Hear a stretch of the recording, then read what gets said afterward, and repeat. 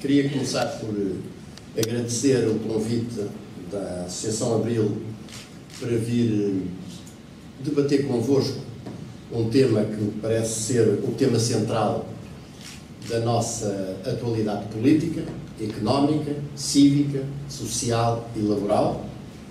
e realçar que a Associação, ao promover estes debates, está a cumprir um dever cívico fundamental que, no entanto, não deve fazer apagar a circunstância de todas as decisões que levaram à situação atual em que o país se encontra foram, todas elas, sem exceção, desde a primeira da entrada na então CEE até à entrada na União Económica e Monetária, foram todas tomadas pelos dirigentes políticos portugueses sem que um único cidadão fosse consultado sobre essas matérias e sem que se fizesse qualquer debate sobre as mesmas matérias, as suas implicações, as vantagens e os inconvenientes de ter seguido por este caminho, de seguir por este caminho ou seguir por aquele. Contrariamente, aliás, ao que aconteceu noutros países. Eu recordo aqui que eu estava em Espanha em trabalhos da minha tese de doutoramento na semana que antecedeu a assinatura do Tratado de Adesão de Portugal e de Espanha, que foi simultâneo, e já lá vamos ver que isso também não foi inócuo nem foi inocente, e tive a oportunidade de assistir todas as noites, em qualquer dos canais espanhóis, havia um debate dos produtores de azeite, dos criadores de gado, dos agricultores desta zona, sobre o que seriam as implicações da adesão de Portugal à CEE. Em Portugal não houve nenhum debate nessa matéria. Quando foi da adesão ao euro, e houve países que não aderiram, que se deram muito bem com isso, designadamente o Reino Unido, a verdade é que, por todo o Reino Unido,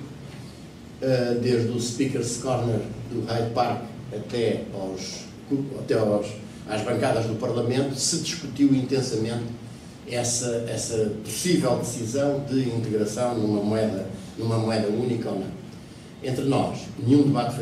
foi feito sobre essa matéria. E a primeira questão, e pior do que isso, todos aqueles que apareceram a querer debater essa matéria foram caçados como indivíduos um pouco estranhos,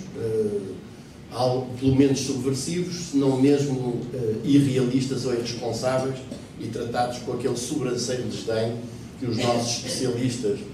e comentadores e divulgadores do pensamento único conseguem sempre apresentar para se referirem às pessoas que divergem e que têm outros pontos de vista. Bem, Portugal é hoje, eu gostaria de começar por isso, Portugal é hoje um país que tem uma dívida que atingiu, no ano que passou, os 226 mil milhões de euros, ou cerca de 140% do PIB, de toda a riqueza nacional que é criada durante um ano. Temos um número de desempregados oficial que anda perto dos 800 mil, um número não oficial, porque se somarmos a este número oficial, depois um conjunto de categorias estatísticas que são normalmente encobertas, desde os inativos ocupados, os inativos indisponíveis, os inativos desencorajados, os inativos doentes e o chamado subemprego visível. Somando estas categorias todas, nós temos um número que vai para cima dos 600 mil. Portanto, nós temos um número real de desempregados que chega quase ao 1,5 milhão. O desemprego, em particular o desemprego jovem, a taxa oficial é muito superior, e é superior a 35% a taxa oficial, superior a 40% a taxa real. O desemprego de longa duração, que permite perceber que o que se está é não perante um processo de renovação da economia e de substituição de estruturas produtivas mais antigas e enquilosadas por novas empresas mais modernas, mas antes pela uma destruição colossal das nossas forças produtivas, tem aumentado exponencialmente. A nossa imigração é, neste momento, superior a 10 mil pessoas por mês. Os índices de pobreza, designadamente os índices conhecidos da população chamada abaixo do limiar mínimo de pobreza, que corresponde a um valor calculado com 60% do rendimento médio, e por isso mesmo, como o rendimento médio vai descendo, os 60% desse rendimento médio vão continuamente descendo, mas atingiu os 18,7 em 2012, ou seja, com pessoas com rendimentos inferiores a 408 euros por mês. Mas se nós calcularmos este valor aos valores de 2009, o valor real é de 24,7%, ou seja, um quarto da população portuguesa está a viver já abaixo do limiar mínimo de pobreza. E depois um número que é de 46,9%, reportado ao ano de 2013, e que aliás representa uma subida em relação a 2011, de pessoas que, se não tiverem uma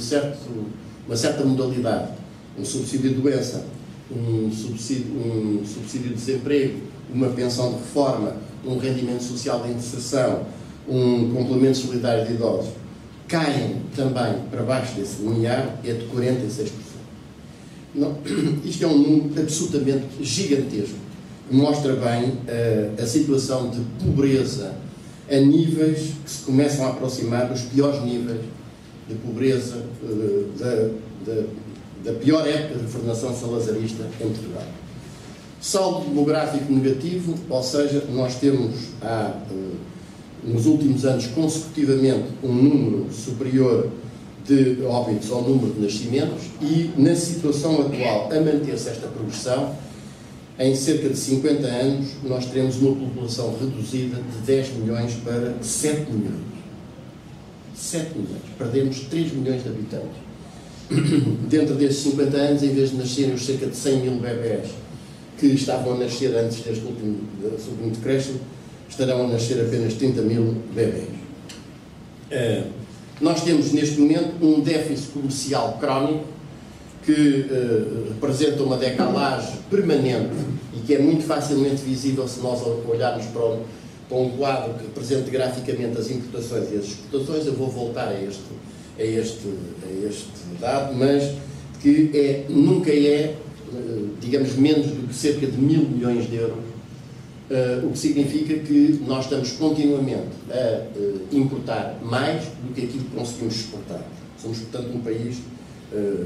permanentemente endividado. Isto mesmo quando as exportações, ou as chamadas exportações, também já lá irei, porque muitas dessas chamadas exportações, em que o caso mais típico é o dos combustíveis, são verdadeiras reexportações, portanto, precedidas de uma fortíssima importação. No caso dos combustíveis, aproveito para adiantar já que por cada 100 euros que se exporta de combustível refinado, designadamente na refinaria de Sines, Portugal teve previamente que importar 82 euros. Portanto, não estamos aqui a acrescentar nenhum valor, estamos pura e simplesmente a reexportar o que previamente se importou. A mortalidade infantil, que tinha números dramáticos antes do 25 de Abril e com a instituição do Serviço Nacional de Saúde, colocou Portugal nos primeiros lugares dos rankings a nível mundial, tem vindo a crescer sucessivamente. 2010 passou a ser 2,5, 2011 3,1, 2012 3,4 e calcula-se que em 2013 esteja nos 3,8. Simultaneamente, 85% das medidas fiscais de austeridade recaiu sobre os trabalhadores por conta de outrem e sobre os reformados e aposentados. Convindo a recordar aqui que 56,9% dos quais, ou seja, cerca de 57%, recebem pensões de 500 euros ou menos, mensais. O salário mínimo nacional, ilegitimamente mantido congelado desde 2011 em 485 euros, vale hoje bem menos do que quando foi instituído pela primeira vez em 1974, no valor de, então, 3.300 escudos, o que, sendo equivalente a 16 dos nossos euros, correspondiam a preços atuais a 548 euros. Nós somos, portanto, hoje um país fortissimamente empobrecido,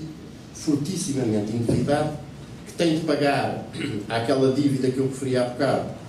tem de pagar, corresponde um pagamento de juros que no verão deste ano, a partir do verão deste ano, têm sido cerca de 7 mil milhões de euros por ano, passarão a cerca de 9 mil milhões de euros por ano. Como é que nós chegamos aqui e como é que se sai daqui? Isto é muito importante porque a explicação dos partidos do governo, e verdade seja dita, também em larga medida do principal partido da oposição, o PS, o Sr. Seguro, nós chegámos aqui porque os portugueses viveram acima das suas possibilidades. Foram os gastadores, foram os irresponsáveis, meteram-se a comprar coisas a mais do que aquilo que podiam, e é por isso que se endividaram. E que a dívida tem de ser paga, de lá para onde der, mesmo que esse verdadeiro expoente luminoso da economia e das finanças, que é o Chester Bulikame, tenha dito num dos seus textos dos chamados roteiros, que, digamos, contém o autoelogio das suas próprias ações enquanto Presidente da República, tenha reconhecido que para colocar o déficit dentro do limite dos 60%, perdão, a dívida dentro do limite dos 60% do nosso PIB, era preciso que durante os próximos 21 anos, pelo menos, nós tivéssemos um excedente primário de 3% ao ano, ou seja, um crescimento do PIB contínuo de 4% e juros nunca superiores a 4% ao ano. Ora, não há nenhuma economia do mundo que alguma vez tenha tido um crescimento desta natureza. E portanto, fácil é de ver que é o próprio Presidente da República, é um dos principais responsáveis por esta política, que reconhece que o caminho do pagamento da dívida e o caminho da aceitação da integração no euro significará um endividamento crescente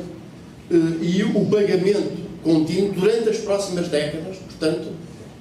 inquinando o futuro não apenas dos nossos filhos, não apenas dos nossos netos, mas porventura até dos nossos bisnetos.